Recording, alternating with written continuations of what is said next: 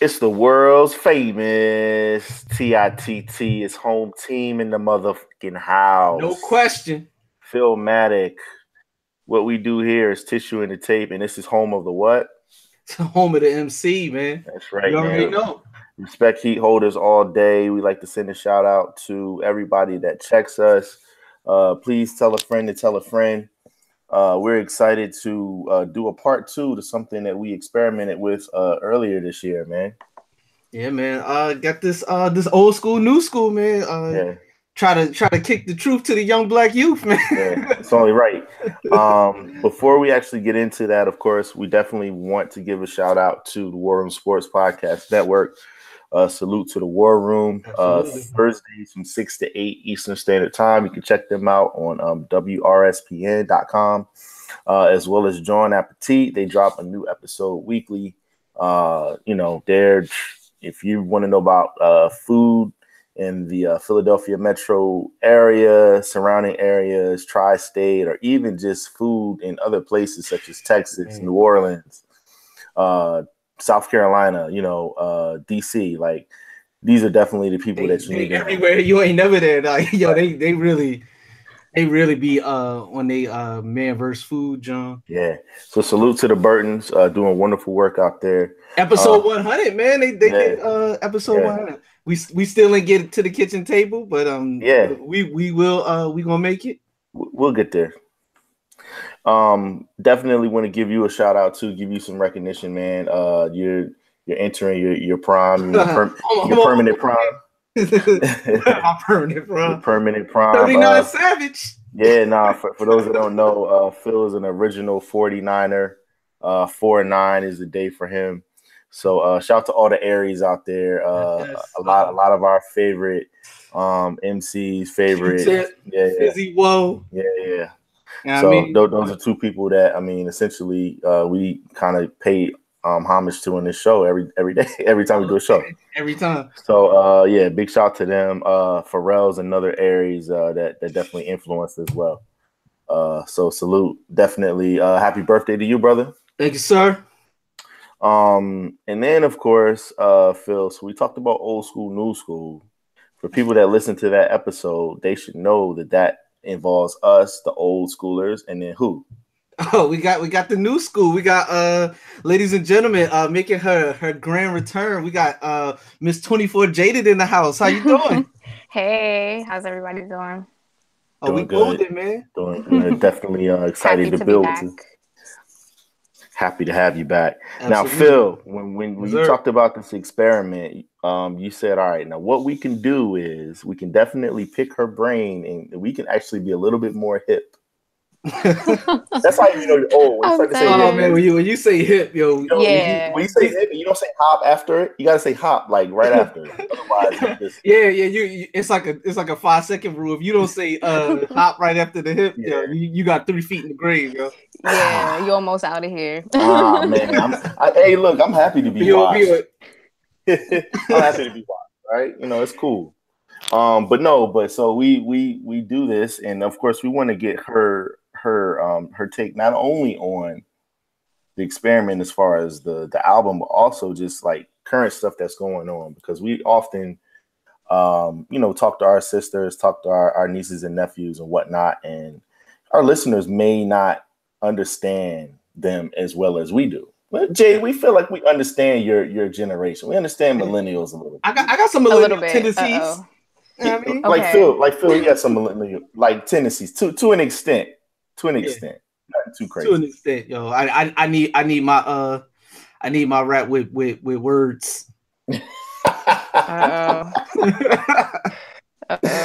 Well, where we are living in a world where two of the biggest stars are, in terms of the hip hop world, two of the biggest stars are a young lady and a young man who is a rapper, but he's also a philanthropist. He's a strip club connoisseur. He's a singer. He's an actor. He's a young mogul in the making, and that's none other than Cardi B and Drake. And just to see what they're doing, we just want to just get your take on it. So I think a lot of people were surprised when Invasion of Privacy came out last week, and it was so fill in the blank. It was so. Well, for a lot of people, I think it was better than what they expected. Yeah. Yeah, I think that was the general reaction, which I don't know if it's really a good or a bad thing to say that people reacted that way. Mm-hmm. Personally, I was happy with the album. I think she did a phenomenal job, especially with a lot of the comparisons that she's been getting to Nicki lately. I think she really stayed in her lane and she solidified her sound, So, yeah. Better than what people expected. It's probably the best way that you could put it. Mm-hmm. Just based off the general consensus that we saw on Twitter and everywhere else all weekend. Yeah. Phil, you were someone that hit me and you were like, hey. What did you think about it? Do you share those same sentiments in terms of it being better than expected? I mean, my expectations, fairly or unfairly, they were low, and they more than exceed them. I actually enjoyed it, which I didn't think I was going to enjoy it. Mm-hmm. I thought it'd be something just be like, I might hear it in the background or occasionally, but there's several songs that I actually like. Can I ask? With. Sorry to cut you off. No. Can I ask why you thought that you weren't gonna enjoy it?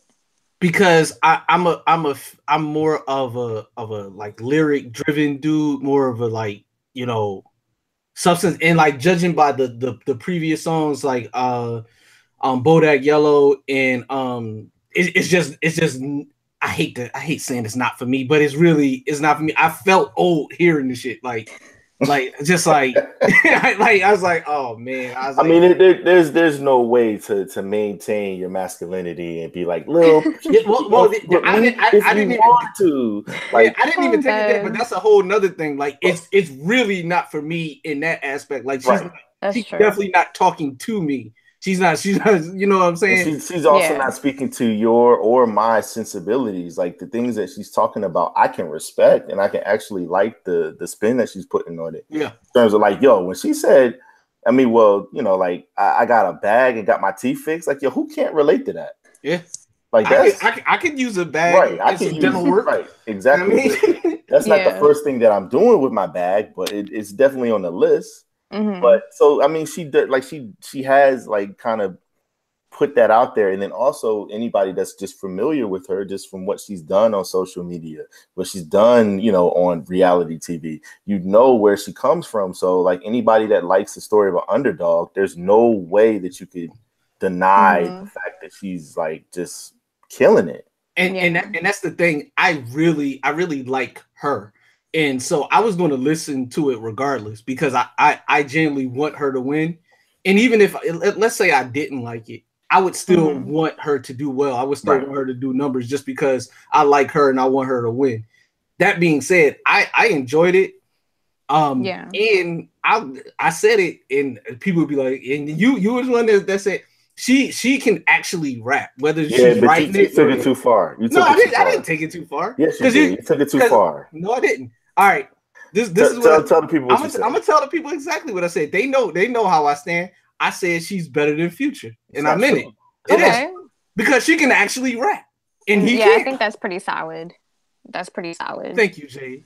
Because what is Future really saying? The youth has spoken. So check this out. The youth has spoken. So all three of us probably can agree that as far as hits and far as songwriting and whatever you want to call melodies, vibes, whatever. Listen. Okay. So I'm just saying, just out of the past 5 years, maybe 6 since Tony Montana and Magic and all that 6 years ago, he, in terms of what he's done as a songwriter / whatever you want to call him, rapper. Yes, no, you can't do that. Yes, like those hooks, like commas, all of those catchy hooks, like shout out March to DJ Madness. Let's go. And even still though, man, Young Metro, because you could literally get anybody. You could get anybody. But there are people that have beats. I'm punching and jumping. All these niggas, but over those beats. But my point is that he has actually put that stuff down, whether you want to call it good or not. And what is she doing? She's actually using references. Yeah. She's not writing that. No, I know she's not writing. So how could she be a better rapper than him when she's not able to actually do some of the things that I'm talking about physically what she says. He can halfway talk. So, but when she physically says it, and I'm not saying she has the meanest pen in the game. I'm not saying that. I'm saying when the words that she says, the flow, the cadence, the way she delivers it, she does it all better than him. The only thing that Jay, you agree with that? Yeah, Cardi's better than Future. I think delivery wise, she is, because you can actually understand what she's saying. You know, her cadence, it matches, you know, what she's doing. I think Future, you definitely have to give him his props because he's definitely opened the door for a certain type of sound that wasn't present before. Yes. You know, but at the same token, you can't really understand him all the time. And, you know, he has a sound that can be duplicated, hence Designer being as successful as he was with that one song. True. You know, everybody thought that was Future. And why? Because the sound was the same. You know, it's kind of generic. It can be reproduced by somebody else. Okay. Cardi, I think her sound is unique. You know, her voice is unique when she's talking regular. 100% original. I think she even if somebody else writing it.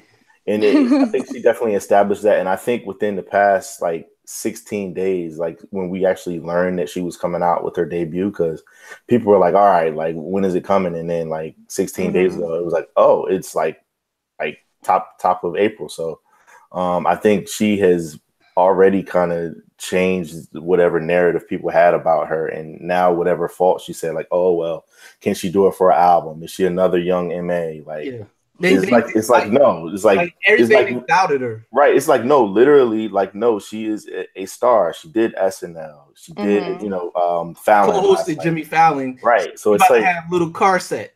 And it's about to car set. Yeah, Cardi and Offset. Car set. I mean, so it's going. I'm done.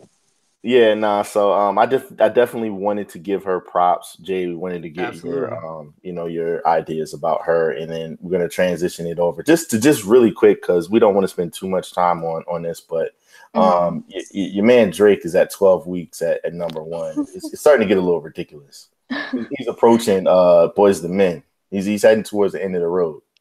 I mean, he's on bended knee. Yeah.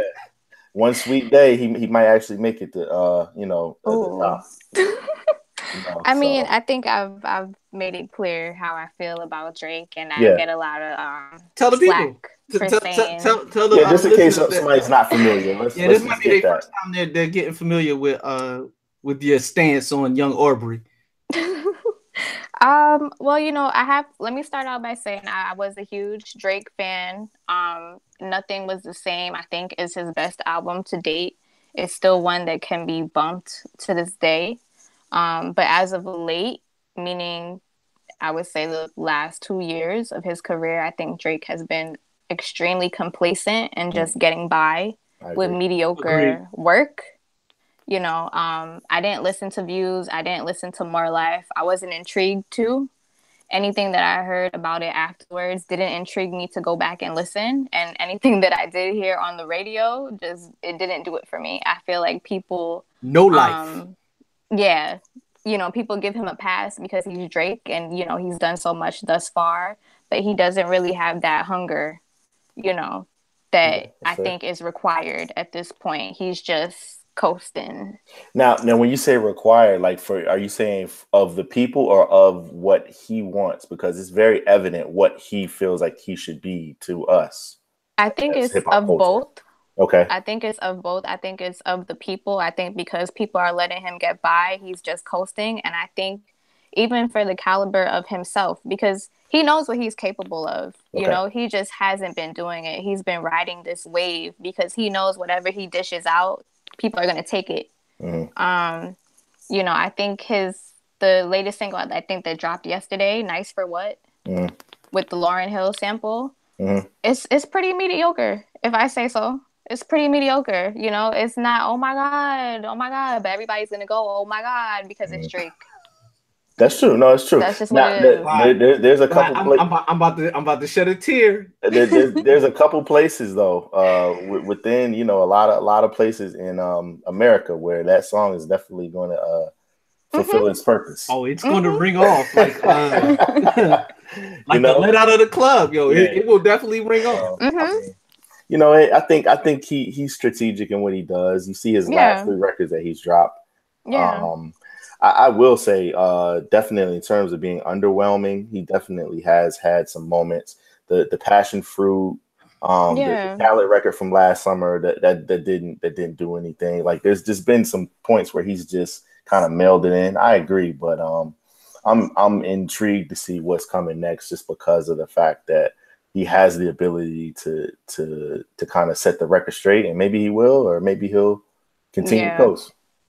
We'll see. One thing I will say, he took the approach of like he almost did like a throwback in the sense that he made a great video, even in the era where we don't really hold videos. He made a great video that's actually gonna. The first thing that you see is the budget that he had for said video, which I don't know if that's true or not. But if someone gave him $1 million to make a music video in 2018, that tells you all you need to know. Yeah, that tells you he's playing. He's on a different level of stardom. That's pop star stuff. That's Taylor Swift, and it's a different degree of homicide. As shout out to my guys. Yeah.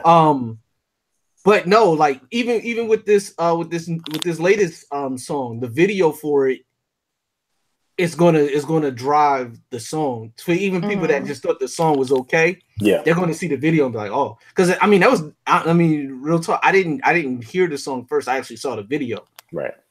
Which is rare these days, but it just happened like that, and it was just I was like, okay, and I was like kind of found myself intrigued. Like, oh, who they gonna show next, and trying to figure out who the hell everybody was, and all that. So, and then especially the white girl at the beginning, that they never mind. But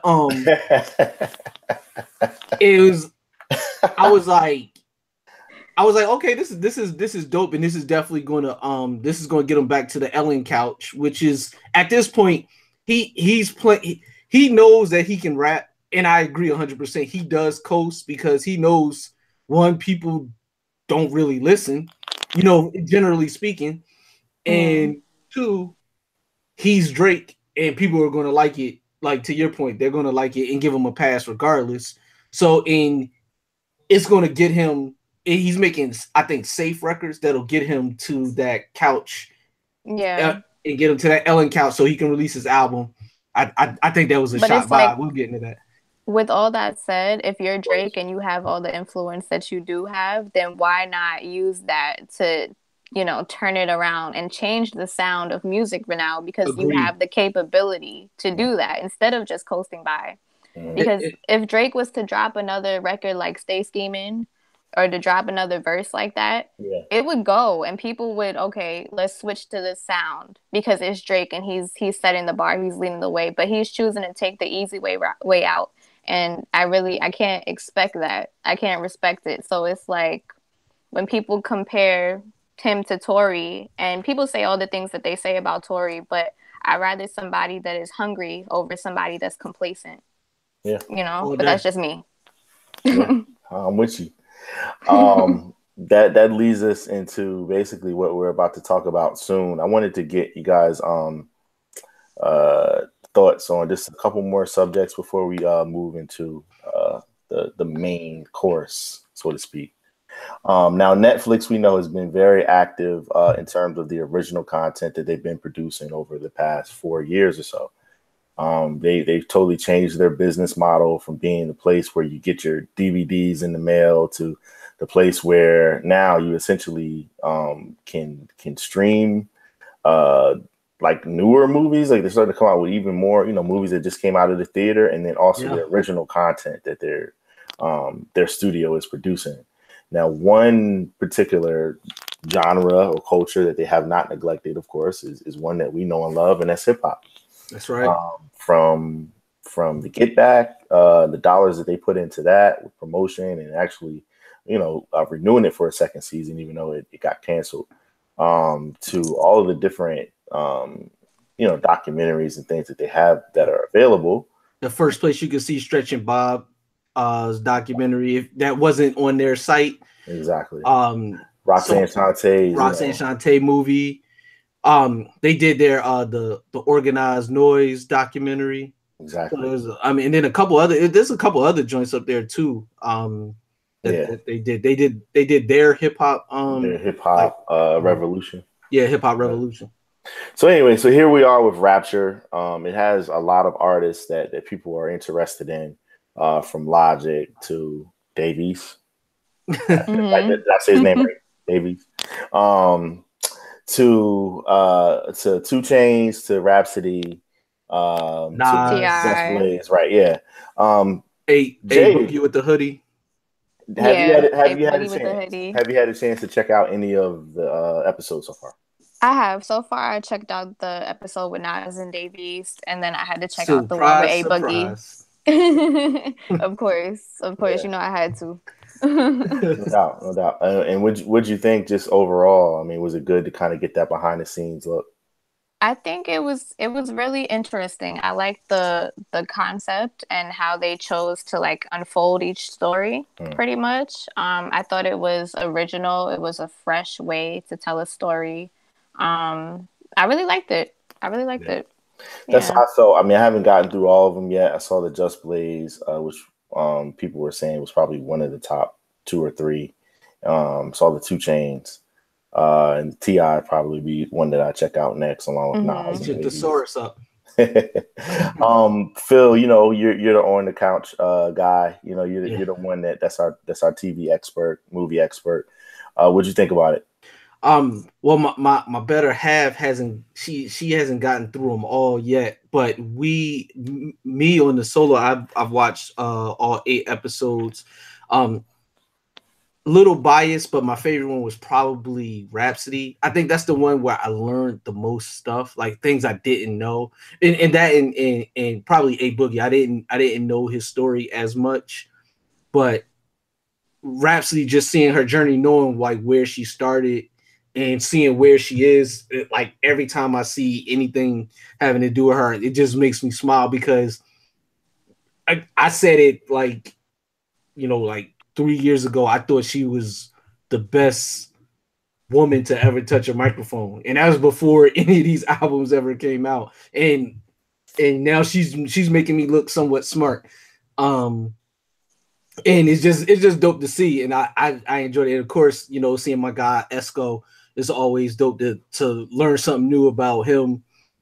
So that was dope. But I mean, the series is so well done. Like, it's the highest compliment we give anything is when we say it felt like it was HBO. And that's when I'm seeing more and more with these Netflix joints, where we're gonna start saying it looked like something that was on Netflix, because their production levels are just getting up there and up there. For a company that allegedly doesn't make any money, they have high production value. So it's definitely shout out to Netflix, Yeah. Jay, did you see Roxanne? Have you watched that yet? No, I didn't, but I heard great things about it. It's on your list? Yeah, okay. Definitely. All right, we'll get your take about that next time for sure. Man, she got 9 jobs, man. I know. That's can't why be watching TV, man. No, look, that's why I gotta pick and choose. I'm gonna make sure we review that just for you, so you can. We watch everything, so you don't have to. I'm gonna make sure that when we start the new season on the couch, I'm gonna make sure. Yeah. All right, sounds good. Y'all gonna be my go-to. yeah, for sure. I mean, absolutely. Yeah, that's his lane for sure. He amazes me with what he's able to consume. I got 35 hours. I don't know how in my day. Okay, all right. So, first of all, I definitely want to give a shout out to Snoop Dogg. Speaking of Netflix, his Coach Snoop series that's on there. Gives you a nice view into what he's passionate about and what he probably thinks that his purpose is at this point in his life. So anybody that wants to check out something about, inner city struggles, but yet a lot of good times to be had as well, and see these kids do things that they wouldn't have been able to do without his generosity and charity. It's a good series on Netflix as well. But he's also getting the Hollywood Walk of Fame star. Yeah, that's another dude with 8 jobs. He hosting a game show. Yeah, he got the joint with Martha Stewart. Yeah, he's got his own G Network. He had vlog thing. He has a gospel album out. He's still rapping. Which, by the way, has people catching the Holy Ghost. or at least they've already caught it, but they're just letting it out. Either one, whatever. He got to change his name to Snoop GODD. Oh shit. Hey man, hey listen, whatever folks. So this is a man that's put out a gospel album, a reggae album, a throwback 80s like a Prince in the Time type job. He put out one of the greatest debuts of all time. Classic singles after that. I mean, he dropping like it's hot. He rode Shotgun on the Chronic, which is arguably a top whatever album. So I mean, what has one of the most recognizable voices in all of probably entertainment? For sure. Yeah, I mean, it been in movies. Whether they're good or not, whatever. but he has starred in movies. But no, it's cool to see the LLs, the Queen Latifahs, the Mary J. Bliges, and the Snoop Dogs from that era at least, get their recognition, and of course Will Smith, and just to be able to kind of show that they were multifaceted and that they had the type of longevity that the legends like the Rubies, the Ozzies, the Sidney Poitiers, the Harry Belafontes of old, these are kind of the luminaries that essentially we'll look to, in a few years and kind of compare them in that same way. And I think they've all done their share of giving back pretty adequately. So shout to them. Yeah, man. Yeah. Almost 30 years in, man. Yeah. And I think it's great for him because somebody that came from the background that he came from wasn't really supposed to make it to where he did. So I think, that's an amazing accomplishment for him just to be able to have longevity and to do all the different things that he's done. Yeah, he's the GOAT. And one other thing that's crazy, and like you probably never peeped this, but Jay, when the next time you watch, if you happen to catch on Ain't Nothing But a G Thing video or the Deep Cover video, Snoop wouldn't even look at the camera. He was that shy of a person where, and you can YouTube it as a Yo MTV Raps interview where they're talking, like they're actually asking them questions. Fat Five Freddy's asking them questions, and he shying away from the camera to being like one of the most recognizable people probably in the world, and with a star on the Hollywood Walk of Fame. That's crazy. When you think about it. And at one point, it has to be mentioned, he was probably the most feared man in the United States of America. Fair or unfair, it was a fact. Yeah. He definitely wasn't supposed to make it out of that one, but he did. So he did. Yeah, man. Shout out to Johnny Cochran, man. So one last thing before we actually get into the main course. Phil, we would be remiss if we did not give some props to the best show on television. It's definitely going up there with depending on how you feel about the Boondocks, depending on how you feel about just different shows that gave us social commentary. I just think the way that Donald Glover and his brother and his team have attacked the production and everything of Atlanta. It just needs to be said, man. If you're not watching Atlanta, please take some time out and get familiar with it. You will not be disappointed. Now, Jay, this is what I guess I'm the first one that has to go watch that. Yeah. This one. Start with the first episode, season 1. We got passwords, we got usernames. If you need to, if you need something, we got that for you. Hit that FX now up. Yeah. We got you. But wow. Seriously though, we definitely feel you can vouch for it for sure. It definitely. We reviewed that one like 4 episodes in. It was like, yo, this is back then. We thought it was like one of the best shows on TV. But I mean, it's won a Golden Globe as a show. He's won a Golden Globe as an actor. Or did he win it for directing? But I can't remember. It was for directing, right? You know, like being behind the scenes. So yeah, got the actor but it's won 2 Golden Globes. I believe he's won an Emmy. Mm-hmm. Wow. I mean, critics recognize this, but I mean, it's so multifaceted because it just shows you like the complexity of people of color. One, because you're not just one thing. Even though like people have a certain mindset when you say Atlanta, they think of certain things. You know, it gives you that, but it gives you so much more, and it just shows really how diverse of a people we actually are, and it's actually acted well and it's written. So I don't. There's probably not too many things as well written as this show. So yeah, for anybody that's a fan of skill and just humor, and you know, might want to think about something a little bit. Atlanta. There it is. Okay, I'll take you guys up on that. Right. Look, like I said, when you get a chance to, we're not for, but yeah, when you get a chance, you definitely check it out for sure. When you can sneak which you only need 22 minutes because it's a. Okay, I could work with that. Yeah. I could work with that. All right. So, ladies and gentlemen, we wanted to take advantage of the opportunity that we had to have Jade here and get her thoughts on a few different subjects as we head into what we're going to consider the stereo side chat that's going to feature Phil. What were we supposed to listen to as the old schoolers? We were supposed to listen to Tory Lanez Memories Don't Die. Okay. And Jade, before I ask you this question, I just want to ask Phil this. How many Tory Lanez projects or songs do you have in your catalog? You asking me? Yeah, you. Does the rap shit count? No. He's on it? No.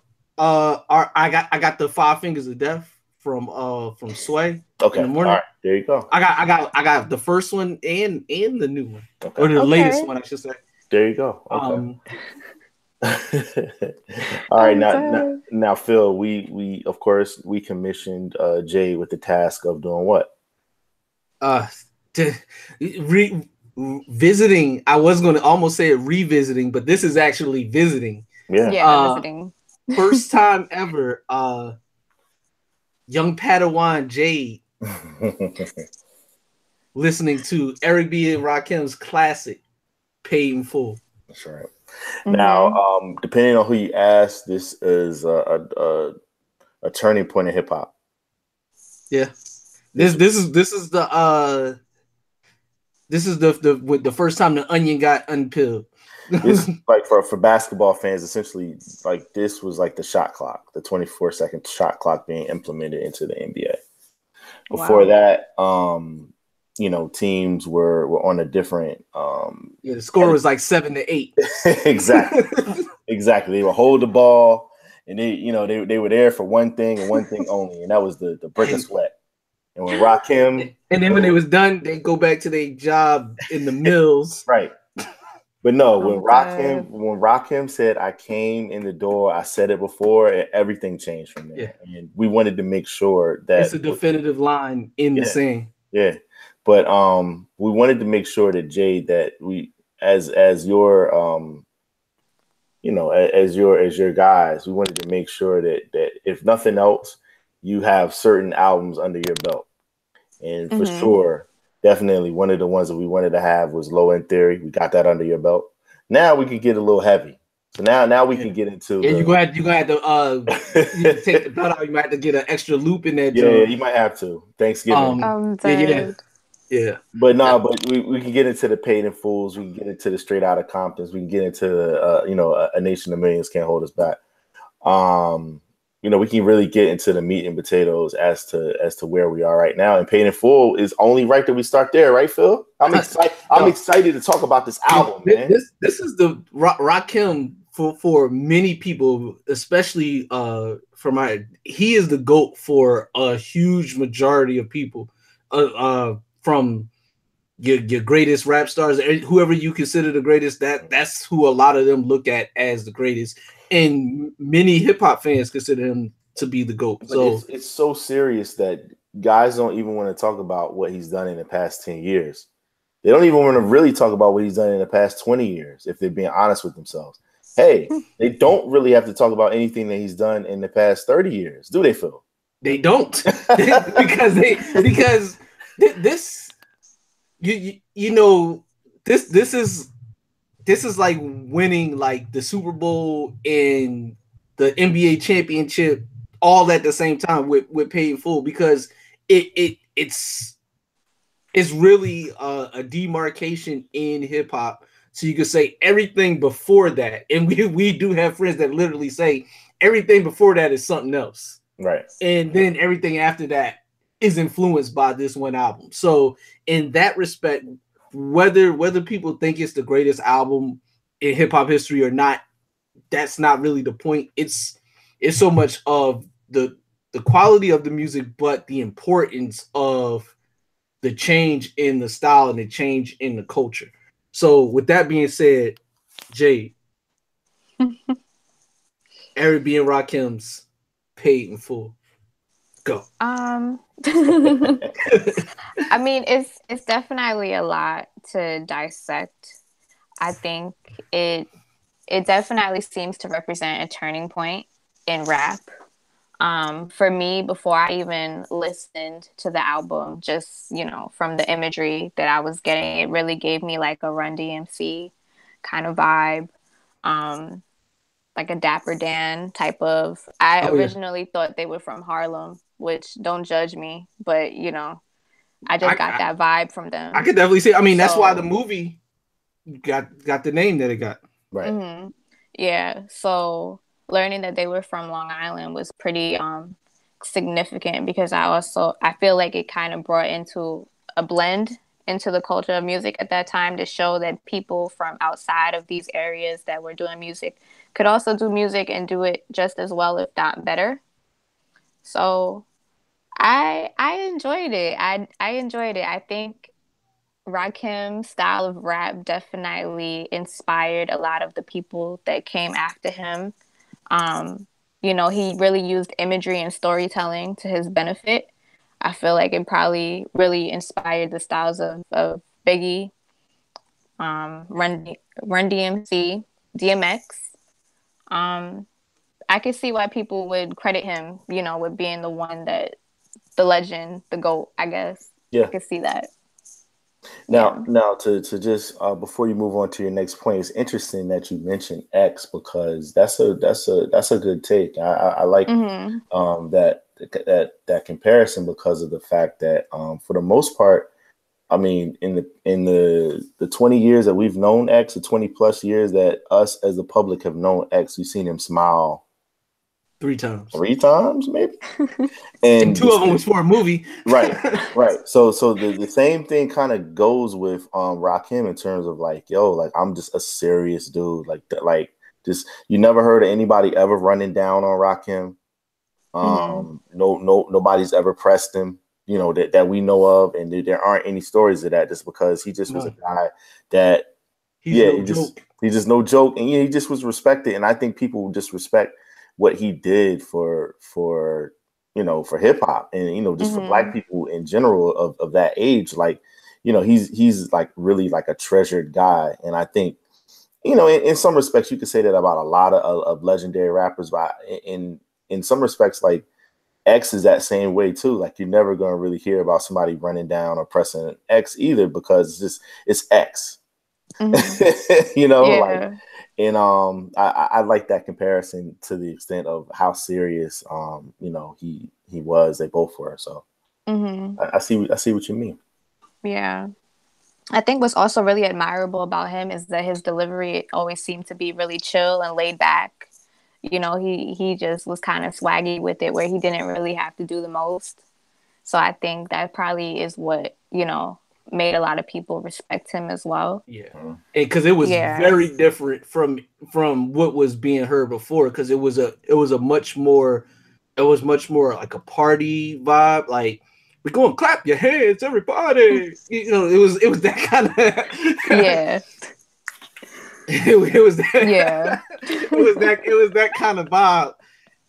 But this was like, you know, I mean, dead serious, even though I'm smiling, like, you know, type.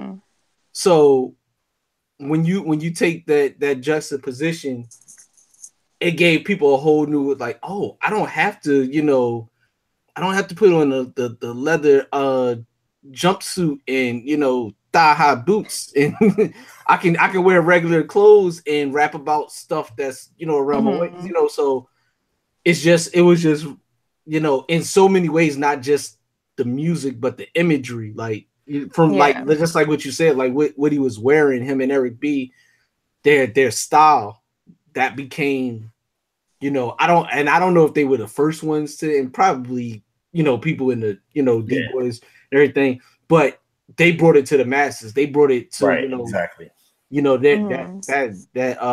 that cover brought it to people's, you know, living rooms. Right. Yeah. So before you move on to your next point, I do have a confession about Paid in Full. So I've always been a very pretty chill guy, like, you know, not too rah-rah. Like, you know, if you got a problem with me, like, it's your fault, not mine. Like, I'm not really trying to get into much. And I remember in middle school, you know, somebody had a problem with me because they thought that I was trying to get at their girlfriend when I really wasn't. And, you know, this is like 6th grade. Oh gosh. I'm like, oh man, like I might actually have to, like, you know, throw hands. These niggas got. Yeah. So so I used to walk to school. So I used to, you know, listen to music and whatever I felt like kind of dictated my mood for the day. Yo, straight up, yo, the day that I thought that the bully was gonna confront me, man, I played Paid in Full. I listened to it the night before, and I listened to it when I walked to school that next day. And yo, like I essentially was trying to imitate Rakim, and I ain't no joke. Like, essentially, like when the bully came up to me to like confront me, I literally turned into Rakim. Like, I literally, like, I was like, my body transformed, and I was looking at him like, what, like, yes, like, what's good? Like literally, like, B-boy stance, like, arms folded, looked at him like, what's up? And he was kind of looking at me like, nah, I just want to ask you a question. I was like, what's up? Let's go. Like, you know, ask the question, ask it. And I can honestly say that album and just the feel from that kind of just gave me that courage that I needed in order to get through that point. Because when he finally walked away and was like, oh, nah, man, it's all good. Like, I was like, whew. I was like, so I'm forever indebted to Rakim and definitely to Eric B as well for kind of setting the soundtrack for me having my moment of courage. And, you know, and this was a guy that was a guy that was, you know, knocking cats flat tops off their head back in the day. You know, like he turned your joint into a Gumby if he wanted to. So peel your muffin cap back blue. Yeah, exactly. So I was like, man, you know, I'm down to get down for mine, but I was like, I really don't want to. So what can I do? So Paid in Full definitely got me through that. So I'm always indebted to those two men for that. So that's hilarious. That's wild. That's wild. Wow.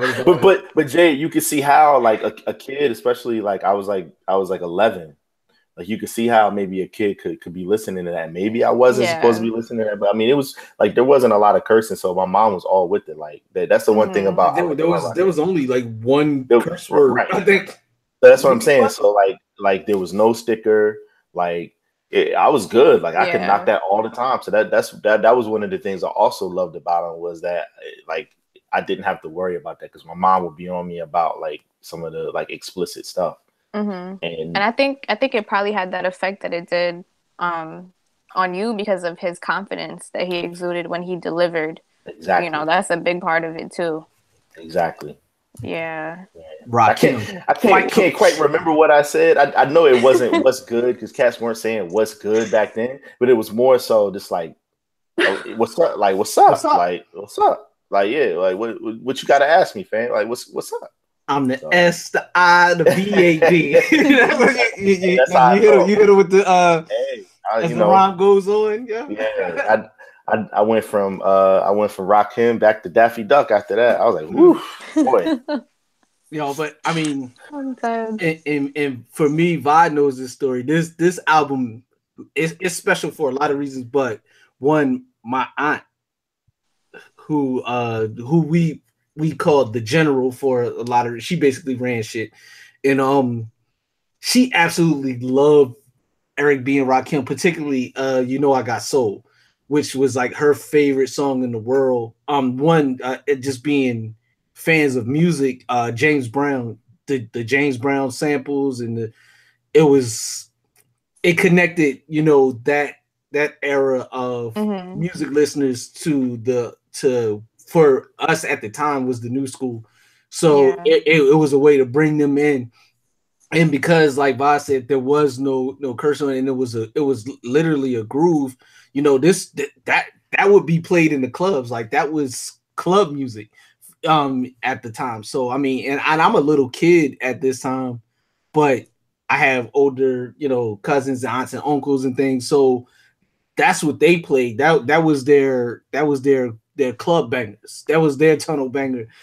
So it had a lasting impact on me, because literally generations of my family, different generations of my family, enjoyed the music. And it was like me, I heard it. I'm 8, 9 years old. My aunts and uncles, they're 19, 20, 15, 16, all older teenagers. And then my aunt at the time is, I guess, 30, 35 maybe. And so it's just like, yo, this is crazy. Like, how many, 3 generations of people are, digging this album, and it just stuck with us throughout, from then until now. Mm-hmm. I don't know if it's safe to say, but I know that Rakim is a 5%er. And cool. I don't know if it's safe to say that he was probably one of the first people to kind of integrate talking about religion so candidly in rap. Yeah, is that safe to say? It would be very accurate, especially 5%. I would have to. I'm not 100% sure, but I'm like 95% sure he was probably the first person to really explain, or not really explain, but even speak on 5%. In the manner that he did it in 86, at such a high level, right. Versus just mentioning a phrase out of pop culture, or just being around it and hearing people say it, but actually being a part of the movement and speaking on it. Yeah. Because a lot of just the slang and just the way that everybody interacted with each other, what was very derivative of the knowledge of self, and like word is bond, my word is my bond, word up, like all these different variations of that type of ideology. Definitely, it manifested in the records early, and like Phil said, like to this type of level where it wasn't a party, where it wasn't a story like Slick Rick was doing. It was really like he was giving like manifestos. Like each one of these records here, he's really giving you, his philosophy on things, and it just hit a lot harder just because of his delivery. I mean. You could really just understand, like, this is the total opposite of what people would consider to be mumble rap, because it really, like, you're able to understand it and dissect it, like you said, and just digest it too. Like, wow, that's what he said. Okay. And he wasn't getting too fancy with it either. He just really was on course, the whole time. Yeah, and he did so much with. It was like one of those things, more with less. Like, it was a very minimalist approach. Yeah. He got right to the shit. Like, yo, I ain't no joke. Like, all right, next. Then he's like, listen to my melody. Next. And then, it was like one singular focus, but he just did it at such a high level that it was creme de la creme. Yeah. So I guess where do you guys regard Rakim when you talk about, your favorite or top 10 MCs? Is he up there, as most people kind of would say, or like, how do you guys feel? So we get here. You want to start, Cat Daddy? Yeah, I'll start. So the way that I do it is almost like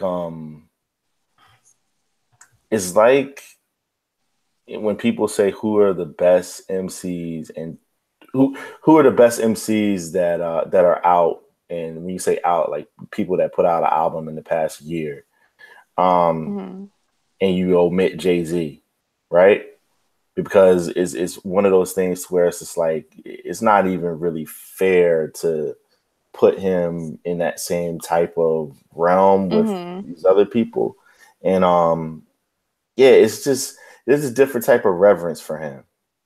Like when I talk about my top five, like whether I'm talking about Biggie, whether I'm talking about Redman, whether I'm talking about Jay, it's just different to put it this way. These three names here, like KRS-One, Rakim, and Big Daddy Kane, people are hard pressed to put them into that five just because they've almost transcended that type of like listing.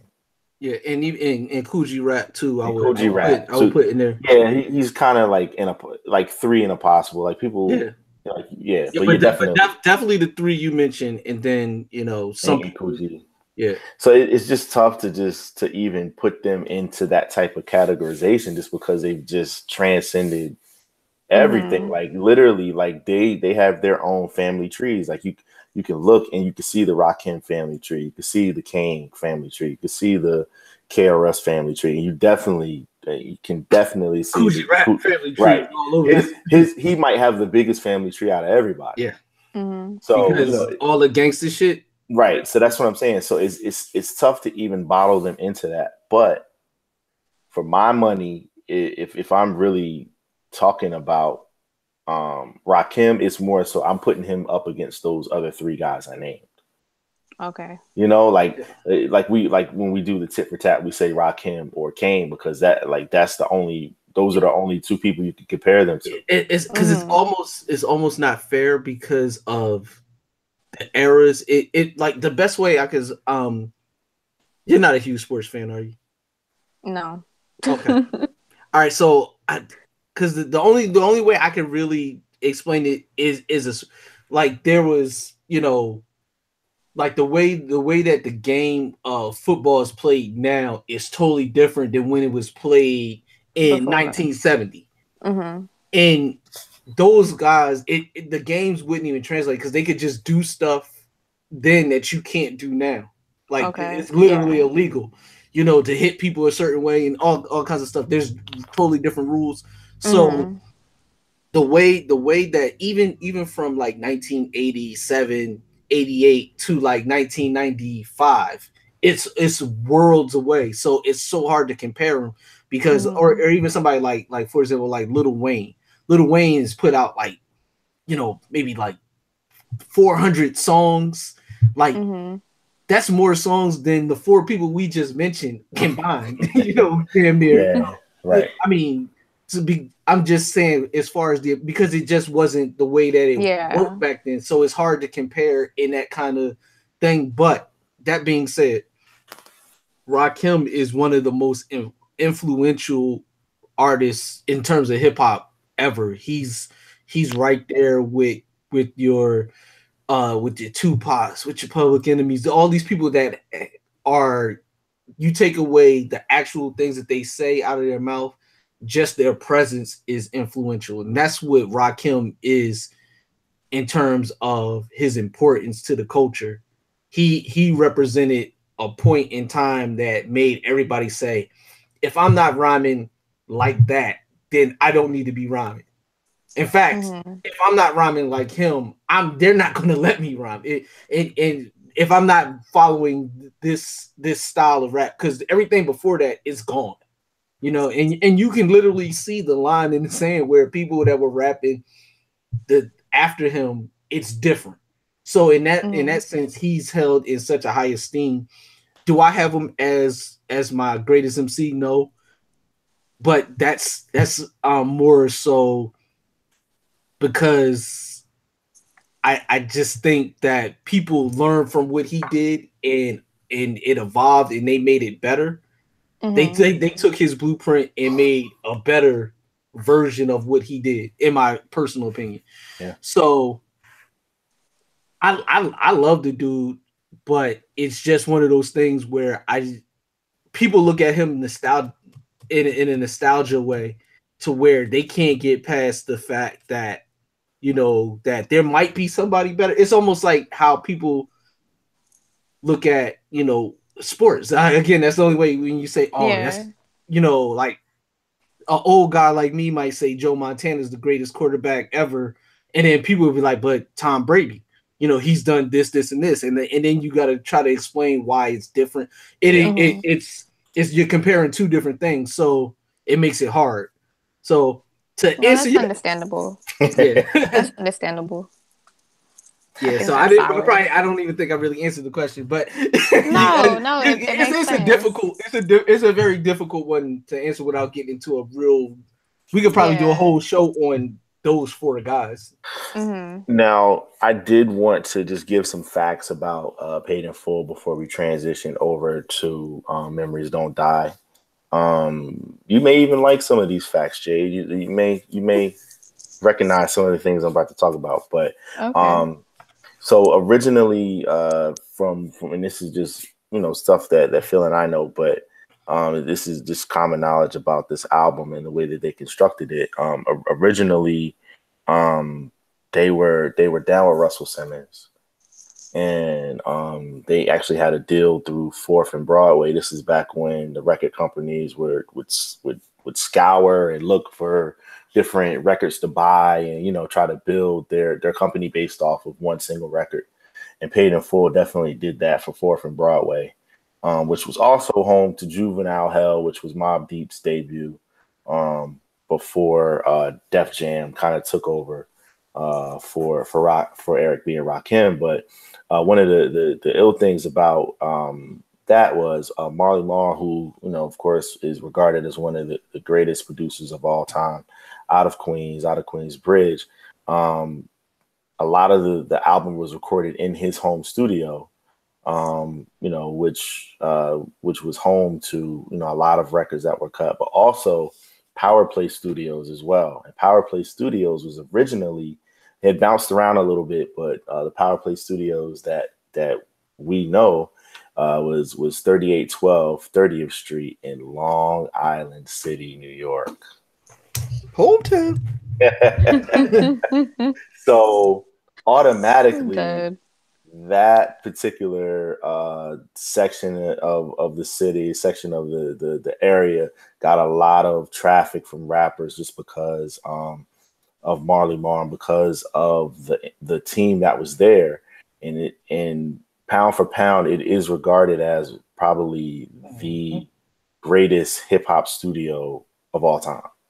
Wow. So records like Tila Rock's It's Yours, Boogie Down Productions, The Bridge Is Over, EPMD's What You Saying, Live at the Barbecue, Nas's debut. Like Nas was in there for It Ain't Hard to Tell, with Large Professor, Self-Destruction, one of the greatest posse cuts of all time. They all were recorded in there. And Power Play Studios is probably the greatest hip hop studio in history. So Long Island City, like for people like us, when you mentioned that, I was like, okay, why does that sound familiar? And then once we started to talk about Paid in Full, it totally. They would put they would put where the album was recorded. They'd actually put the actual address on there, you know. Yeah. So you would see, you would actually know where the albums were recorded. Yeah. Wow. Pre-Google. But also this is another facts before we move on. Doc Rodriguez, he's regarded as one of the best engineers, sound engineers. Dr. Butcher. So he was the home guy there. So people, like I was saying, I mean, they would be traveling all the way there to get their records cut with him. You know, anybody that you can name definitely has from that era stepped foot in there, and it was regarded as, you know, like a landmark place to do your work. When Rolling Stone came out with their list of the 500 greatest albums of all time, just albums, period, they ranked Paid in Full as 228. So it was in the top, you know, 50 percentile. And it finally went platinum in 1995. So that goes to show you, you know, it took 9 years for it to really get its due as far as from a commercial success standpoint. But all in all, the fact that you were able to listen to it, it sounds like you maybe you'll revisit this one. Will you listen to this one again? Yeah, I would. I mean, you don't have any bullies in your life now, so you don't need to. I'm dead. No, I think I would definitely revisit it, especially it being made in 1987. I was kind of looking at it sideways at first. I was like, I don't know, but I would definitely revisit it. In a lot of ways, it's old school, but it's still pretty modern. You know, it's still pretty modern because it really set the sound. Right. Was there any particular track that stood out to you? I think I generally liked the singles that came off of it. I Ain't No Joke, My Melody, I Know You Got Soul, Move the Crowd, Paid in Full. Those stood out to me, but I think those probably stand out to everybody. So for sure. Yeah. Wow. Okay. So we feel a lot better about this because after Low End Theory, like my soul was hurt. Yeah, I went and cried little red, black, and green tears. Like I pulled it up on the iPod and I just went for a long walk and I was like, maybe it's me. No, it's not. No, I didn't say that. I was like, how old again? She's what? 20. Okay, all right, yeah. That's just. I know. I gave you the benefit of that. I was just like, dang, man. You know, it happens. It happens. It's not to say it wasn't horrible. It's just, you know, we all have our personal preference. You gave it a 70 out of 100. That's not bad. That's not bad. Don't grade my papers. Oh gosh, that's not bad. Yeah. That's not bad. Especially since Dave got like a 78. Yeah. That's not bad. Okay. But all right. So here we are with Paid in Full. Before we make the transition over to Tory, what do you give it Paid in Full then out of 100? I would give it a theme right now. If I was on, actually, you know what? I will give it an 80. Okay. I will give it an 80. Okay. Uh-oh. Yeah. Okay. I'll give it an 80. Okay. That's pretty good. Yeah, no, that's pretty good. And again, this is to your sensibility. I need to know what 100 album is. Well, yeah. As long as you're gonna tell me that Nothing Was the Same is a 79, I'm okay with that. Don't tell me it's a 92, and then we got problems then. I gotta go revisit that one, but I'm gonna let you know. Let you know. No doubt. You like it more than Take Care? Yeah, tremendously. What? Yo, when you said that, I wanted to let you get that off, but I did. Take Care is his best album by far, though. No. Huh? No, it's not. Yeah. It's not. I promise you, it's not. We have to talk about this off air. Yeah. Because that's a whole nother. Yeah. All right. Yeah. Ladies and gentlemen, because we hold up our end. Yeah. I just wanted to say, as far as Paid in Full out of 100, I would be playing myself. I would be playing myself if I didn't give it a 97. I'd be playing myself. Wow. There's really only a few spots in there, like when Chinese Arithmetic comes on. Yo, I was just about to. Hey, listen, I'm all for the producer getting his, and for him showcasing what he's nice at. But I don't want to hear Chinese Arithmetic. I thought it was pretty dope, actually. It's cool. No? It's cool, but just in relation to all the other greatness that's going on the album, I don't have to hear it. Yeah, it's too experimental. It takes you out the zone, and it comes before Eric B for president. So Eric B for president is creme de la creme. Yeah. So the fact that like because we're old, you couldn't just push the button and skip it. Talk to him. You had to listen to it. you had to either had to fast forward or you had to get. I had the record originally, so you had to move the needle and get it right. Oh no! And I was never really good at that shit, which is why I'm not a DJ.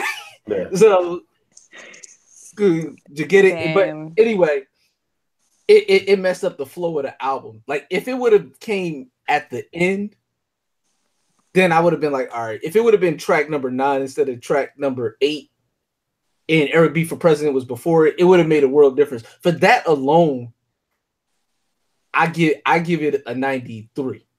Okay, just because it fucks up the rotation. Now we're taking yours on a curve. Yours is on a bell curve, Jade. Yeah. So when you say 70, we're actually really kind of. I feel like that's a 90. And you know. Yeah. I'm giving you a margin of error of about 13. It is weighted for wind. Yeah, I mean, you know, to keep it real, you know, these albums aren't really gonna have the same impacts for me just because I wasn't alive or at a certain age at this time, so I can't really like relate to what was happening in life just when this came out. So I'm not gonna have the same emotional attachment as you guys would have. I'm just gonna take it at a surface value, but it's not no downplay of it or any disrespect or anything. It's, you know, just from a modern kind of standpoint of what I'm used to. You know, no, I mean that's 100% fair. Yeah, like even now when I hear It Ain't No Joke, like when I hear that, like the hair on the back of my neck just stands up. So it's just. Let me ask you: Did you by chance did you happen to watch the videos for any of these? When you did you watch the videos? I didn't. I just stuck to watching the documentary. But I'm definitely intrigued to go back and see what the videos were looking like. You need to see the videos. There's some. I don't even want to ruin it. I just want to see the videos, and then you just holler at us, and then we'll report to the people what you thought of the videos, because the videos will give you a whole different kind of, in a good way. It'll give you a whole different kind of appreciation for the era. Okay. But, So you're our guest. We wanted to make sure that we spent the majority of the time definitely getting your ideas, your perspective on this. And people already know how we feel about certain music that's not of a certain ilk.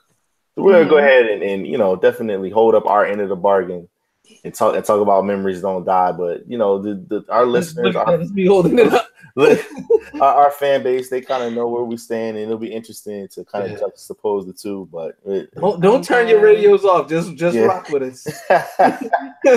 So listen, before we started here, and like you said, we're heading towards the end of the show. But we want to definitely thank you for all of your candor for that. And before we get into Memories Don't Die, I must say, Tory Lanez is a guy that he's very polarizing.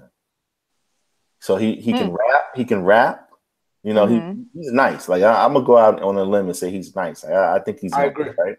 I agree. He's got the melodies and he's got the confidence that it takes in order for you to be able to be a singing dude, but yet be like, yo, I still, you know, knuckle up.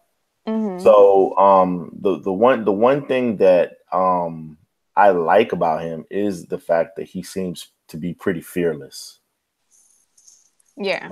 The one thing that I don't like is that it seems like he's trying to also prove to people that he's fearless as well, when it's pretty evident that you already are, so you don't have to do it in the traditional way of doing it. Like with the chances that he takes in terms of some of the records that he's remade and some of the remixes that he's done, you can already tell that he's secure in himself, but then he also will come back with some of these moments that aren't so secure.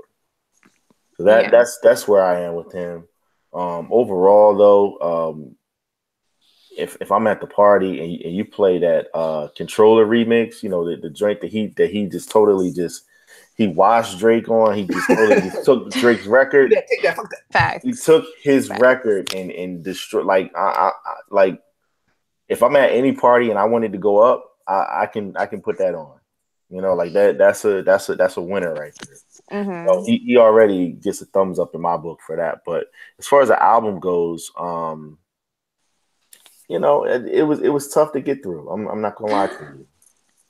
Oh gosh. I was waiting for the moment where I was gonna kind of get that same type of feeling where I was like, yo, he's sick, like, you know, but I didn't really get that until I got to the joint Pieces. Yeah. And that, you know, that spoke to us because of the beat, you know, it had a different feeling to it. And you know, there were a couple other moments.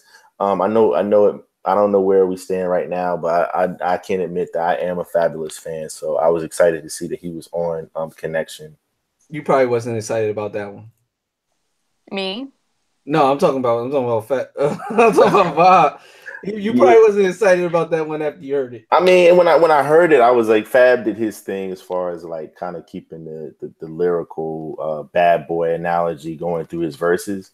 But when I listened to it, I was like, golly, man, these guys just don't. Why can't we have R&B soul, Jay? Why does R&B have to be R&B hip hop now? To explain that to us.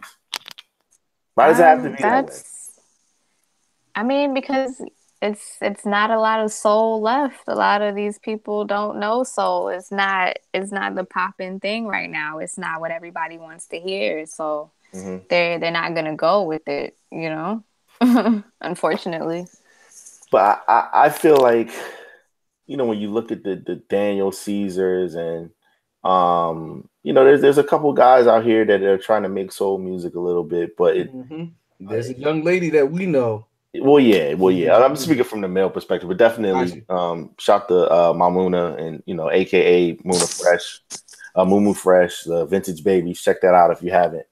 But yeah, I just get so disappointed because like Phil, he's probably gonna talk about this next, but like when I see R&B as the genre, I want to hear singing. I don't want to hear you getting your bars off. So Phil, what did you think? Like, I know Pieces definitely spoke to you a little bit. Oh yeah, that it spoke loud and clear because look, first let me say this. Y'all already know how I feel about Curtis. Or and for those that don't, I'm not a fan of Dude at all. So when I heard this, when I saw he was on there, I was just like, but but as promised, I'm gonna listen. Yeah, and I found myself being like, oh, okay, yeah. Thank you. And I was like, I need more of this. But couple things. I thought Dude was a singer. And I'm like, he doesn't. We have this problem and it's not just him. I'm an old man rant a little bit.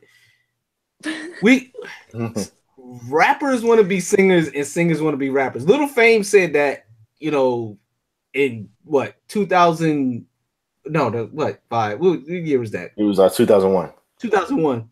He's like, singers want to be rappers, rappers want to be singers, and that still holds true today. Athletes want to rap, rappers want to be athletes. Nobody's happy with being great at what they are great at or doing what they're great at. So I hear Tory Lanez. He can rap. There's no question about that. I like Bob said, he's nice. The 5 Fingers of Death with Sway proved that. But this felt like he said, all right, Drake is doing this. I'm going to do this and I'm going to do it better. That's what it felt like. Like he had, like Bob said, he has the chip on his shoulder. Like he's trying to prove something that he can do what Drake's doing. But he's gonna do it better. So I'm gonna rap harder. I'm gonna sing harder. All this stuff. I'm gonna be. It's almost like gangster R&B. If I don't even know how to explain it, but like it's like, all right, I'm gonna sing these. I'm gonna sing songs, but I'm gonna sing them with aggression. And it's like time out. I don't know what to call it. I was confused listening to it. So Like what the fuck was I listening to? Like gangster R&B, like isn't R&B supposed to be sexy when you think of rhythm and blues R&B? Like, isn't it supposed to have a certain like sexiness to it? Well, I think maybe, you know, you guys might have been expecting something a little bit more sensual than what he was trying to do. Yo, hold on.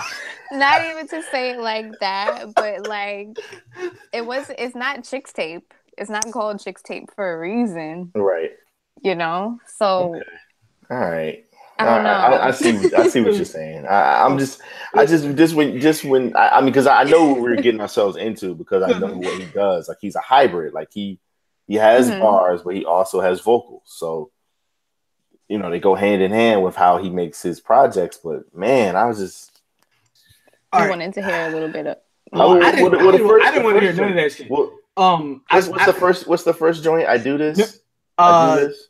No, the first joint is Memories. No. I'm sorry. The first album. Oh, or whatever. Anyway, like. Oh, I told you. I told you, and with that, he had all the skits in it. I'm like, just play the damn music, man. Like he had all the skits and the voice message recordings and all that. And I actually enjoyed that project just because he did have a few different songs that were good, and I felt like he stayed in his, no pun intended, lane as far as kind of really showing people who he was and, you know, letting them know his background, his story and stuff like that. But then with this one, it was kind of all over the place. All right. I think Oh no, go ahead. And, I think the thing with Tory is that he gets a little caught up in his criticism because a lot of people felt like, you know, the first album he was singing too much. So I guess on this one, he really wanted to like showcase different facets of what he was able to do. And it just ended up being too much because realistically, he had a good amount of singles on here that he really didn't have to include on the album. But he did, and it ended up making things longer. I feel like it was dragging longer. And there was this moment of waiting for it to climax, and it really didn't for a lot of people. So maybe, you know, him being so attentive to his criticism might have hurt him. Attentive to the criticism. Well, man, if you ever hear this, man, he might be on his he might park the tour bus out in front of the crib. I'm sad. But we can play one-on-one. Hey man, what I'll say about it is this: like, I'm not an R&B dude, so I knew like the any of the singing I was already going to be like, because I really like soul music, and I was pretty sure I wasn't going to get that with this, and so I was like, all right, the songs aren't horrible, like if I heard them, like I wouldn't be like, oh, turn that shit off, like they're not horrible, and the songs where he raps, like they're not whack, like Pieces, I think is a great song. That song is phenomenal. I threw it on one of my playlists.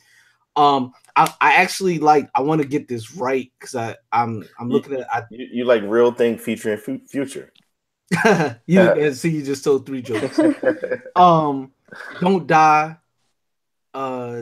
I thought that was the last song. I thought like the second half of the album was way better than the first half of the album, which was another thing. In 2018 to have 18 tracks is it's a bit much, but I see he was trying to really showcase that he could sing and rap. So he, you know, but it's the same thing I said about Drake with More Life, like that it should have been Some Life, and he should have cut, you know, a bunch of the tracks out, and it would have been a much better project. In a way that Apple, you know, Tim Cook and the boys, well, really Larry Jackson and the way they rigged the system. Well, the way that they actually categorize this as far as genre, when you actually look at it on iTunes or Apple Music, it tells you which songs he's probably going to be crooning and which songs he's going to be spitting bars.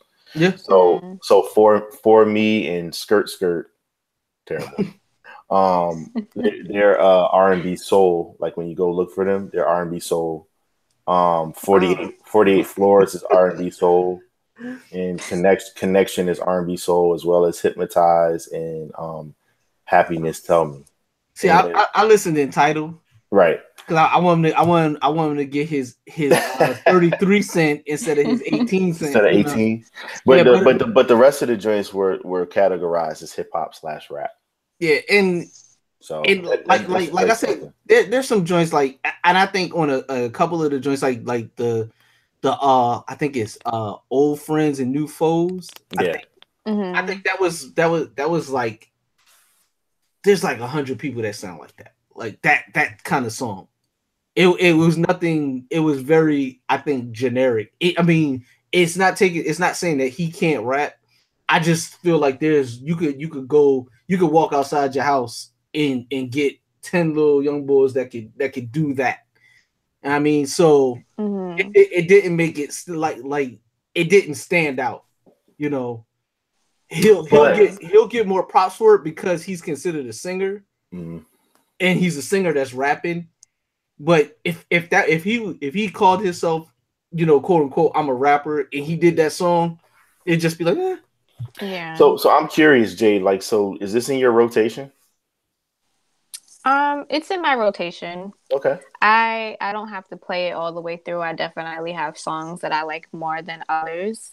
But it's not a horrible album to me. You know, there are certain things that I would tweak, but like, I know with ladies, like, and guys do it too, but with ladies, it's like the playlist is essential, especially when you guys are getting ready. Like, you know, depending on, are you someone that takes like 45 or an hour and 45 to get ready?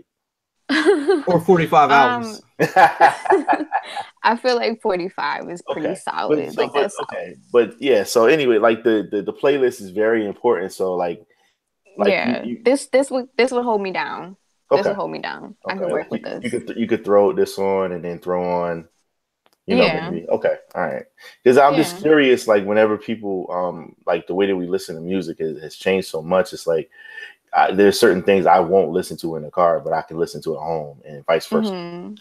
So you know, same thing. Like certain things, like when I'm exercising, I want to listen to a certain type of music, but I would never listen to it, you know, on a walk. Just walking my kids to the mailbox, you know, it's just different. You don't listen to Annie Up as you maybe that I'm talking young boys more than new stuff. More than new stuff. Like there's a time and a place for that. But let's get to the grades of this. Jay, if on a scale of 0 to 100, real quick, what you got? I think I would give it somewhere between an 80 to 85. Okay. Depends how I'm feeling that day. Okay. Yeah. And then here's the bonus question. If he was performing this album solely, would you go see him? Only these songs. Only these songs. I would go see him. Just because I know what's gonna come with the Tory Lanez performance. I already know it's gonna be super energetic. He's gonna deliver. Like, I know he doesn't play around when it comes to live performances. I like that. That's what's up. Okay. That's good to hear, yo. So because that can make you like songs that you might not even listen to, like just in generally, but like to get a good show. You know, you might not ever listen to them again afterward, but you'll have that experience of the show. So that's cool. Phil, what's your grade? Sorry, Tori. Like I literally gave it a 50, and it's not because it's horrible, but I literally like half of it. Like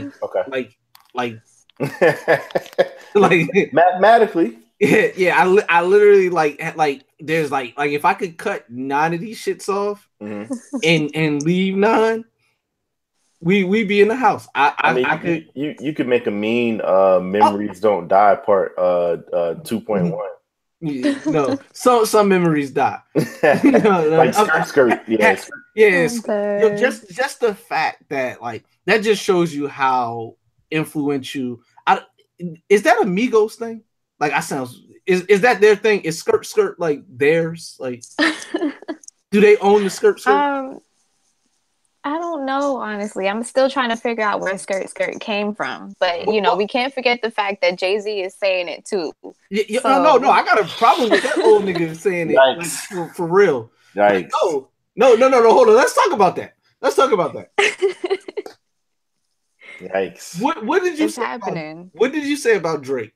Drake has the power to do what he wants because he is Drake. Mm-hmm. We just seen the big homie Sean do an album totally left of what was mainstream culture, and it worked. It worked supremely. So he says, "Hey, let's turn around and skirt." Like, come on. Like, first, he didn't even sound right saying it. It was a bad verse. Like the song. I mean, like his wife had to come save him, and then he got Vibe Boy in there doing whatever. Honestly, I feel like that song was a favor. I feel like it was a favor. Yeah. It was a favor for somebody. So, I mean, Khaled must know where the body's buried, or where them 92 bricks is at. Like, but back to Tory. Like, like the skirt thing is just it's already overused. Like that, I feel like that's kind of their thing. And like hearing it from other people, it just sounds real. I think it just sounds corny, and I think a lot of these songs were, for me personally, they were generic. Like I couldn't distinguish them from, 20 other singers and 100 other rappers, with a couple exceptions. So like that's why, like for me, if to listen to a actual album of somebody singing, it has to be phenomenal. Yeah, and that's just me personally, because I'm not an R&B I'm not going to turn on the radio and see who's crooning the whatever the fuck on the radio. They gotta be that dude, and it literally has to be like Stevie Wonder or Sade or somebody of that caliber for me to sit back and listen to it. So he was going to have a tough time with me anyway. So a 50. Grading on the curve might actually be like your 80. Right. Keeping the curve in mind, the old dude curve, ODC. I'm gonna go ahead and slap down a 65 for this. Wow. He passed. I think it has its moments. Like Phil said, it's probably maybe 7 or 8 songs too long, but I understand why, because he had kind of like I get it, but I get it. And then just from the streaming aspect of things, and there's a lot of things that go into these. Yeah, man, that's why Chris Brown had the 5-hour album. Yeah. But yeah, overall, I think a 65 is good. And there are some songs here that I could take from it and maybe put on a playlist. Would I listen to it again in its entirety? Probably not. But like I said, I mean, from the joints that he's done already, like you said, Chicks Tape, and then also just the remixes that he's done, he's good in my book. Like the joints that he's already done, like he doesn't really have to come out with the retail joints. He can continue to kind of do that, and I would respect him for that, and I would be satisfied with him in that respect. Well, let me say this, because obviously my rating would make it seem like I don't like dude. But what I would say is, like, prior to this, I would have never even listened. I was Tory Lanez, and I would have just went right by it. After listening to it, anything that he does, I'll at least listen to it now. I'm at that point where I'm like, okay, I can. There you go, Jay. I can. That's something, right? Let me put you on. Yeah.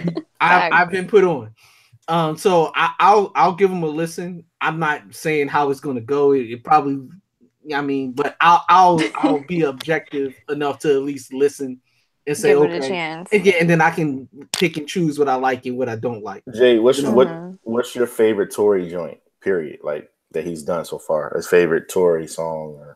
Honestly, I really like what you said with the Controller remix. Man. Like you can't do any better than that. Way up. Like all the way up. You can't do any better. Like if that comes on and the barbecue is not lit, oh man, you gotta go somewhere else. No hope. Yeah, you got to go somewhere else. And he rarely do you see a remix or somebody take somebody's record and do it. Like, I mean, he just like when regular controller, because Drake has two versions of it. He has the album version, he has a single version. When either one of those come on, I get so disappointed when it's not Tory's joint. Yo, I'd be so mad at the DJ. Like, how could you? We here with how it. Could so. you? Maybe one day I'll hear those. It might be wasted on you, but I'm telling you, just from my standpoint, from a party standpoint, and just that like.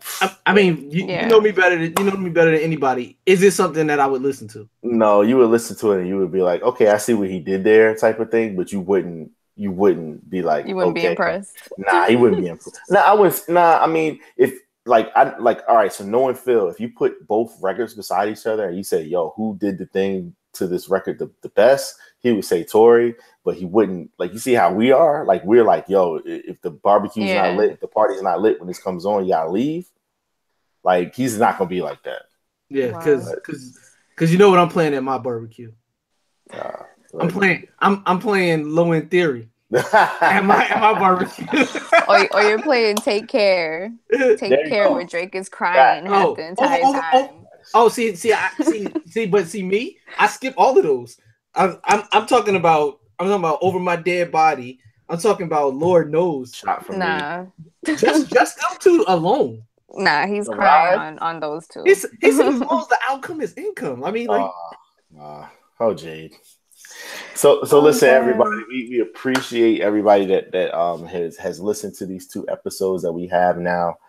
We hope to continue to do this. We hope that people have learned a little bit about not only our guest Jay, but also just about these records that we're talking about. And hopefully, it will lead you to maybe go click on it, maybe even download it. Who knows? Not just stream it, but also definitely paid in full. If you were to purchase that album, I don't think that you would walk away disappointed. Overall, though, Jay, we appreciate your time. We are looking forward to collaborating with you, not only on the podcast, but we also do have tissueinthetape.com that is on its way. It's almost like Detox. It's almost like Dr. Dre's. It's almost like Dr. Dre's Detox as far as but it is on the way, and we definitely would like to put you on the spot here and say we would love to collaborate with you on that, because of course. Your writing, I've gone back and probably read the majority of the stuff that you've put out, and I really appreciate the time and care that you put into putting your thoughts out there. And I'm glad that we've connected like this. Thank you. I appreciate you guys. What you guys are doing is dope, and I'm happy to be a part. No doubt. And tell the people what you got going on, man. Because well, tomorrow I'm co-hosting my first music showcase. It's for the Day Summit up here in NYC.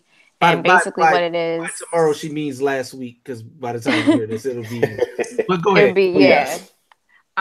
So it's hosted by Day Summit, which is an annual festival up here in New York. And what they do is they specialize in artist showcase and media and industry panels and things like that. This will be my first time co-hosting. So I'm anxious, but I'm excited to get into something new. Other than that, I'm just grinding it out with my website and just different little ventures that I'm trying to get into. The website. 24jaded.com. If y'all don't know, then y'all need to get on it. Let me put you on. There you go. Yeah. There you go. And then also this social media, people just want to just check you out there. Where do they need to go? You can follow me on Instagram at 24jaded. If you can't spell that, as usual, I can't help you. hey, and no slick shit either, because it's gun, shovels, and alibi. That's my. Let's be civil. Keep your parts to your fucking self. Is what I'm saying. I'm dead. But no, definitely. Thank you for holding it down with us, and we, like I said, look forward to collaborating. And man, listen to Paid in Full if you need some confidence tomorrow when you get ready. I will. I'm not saying there's gonna be bullies there. Knock nobody out. Right? No, we don't want that. But if you just need a boost, a confidence. Just throw it on real quick. Get swaggy real quick, That's right? That's right. See you on Bossip, like you know,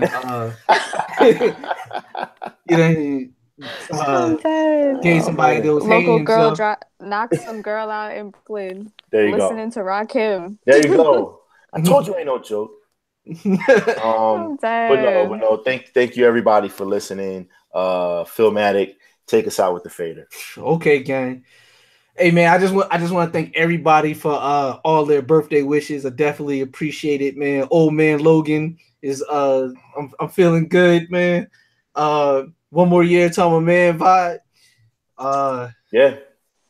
And as my brother said, we got a lot of things coming on the way. Working on something really big. It's under wraps until we get it locked in. But I know you listening, so let's make this happen. TissueandTheTape.com will actually be here. Best MCs in the world. Part 2 is coming back. We got Heat Holderz Radio with DJ Rick G's, aka My Ism, and so much more, man. We got a lot of things happening, and just stay tuned. Keep rocking with the best hip hop podcast in the world, excluding nobody. I said it. It is the Tissue and the Tape, the home of the MC. Please respect Heat Holderz. We ain't no joke. Memories don't die either. Don't.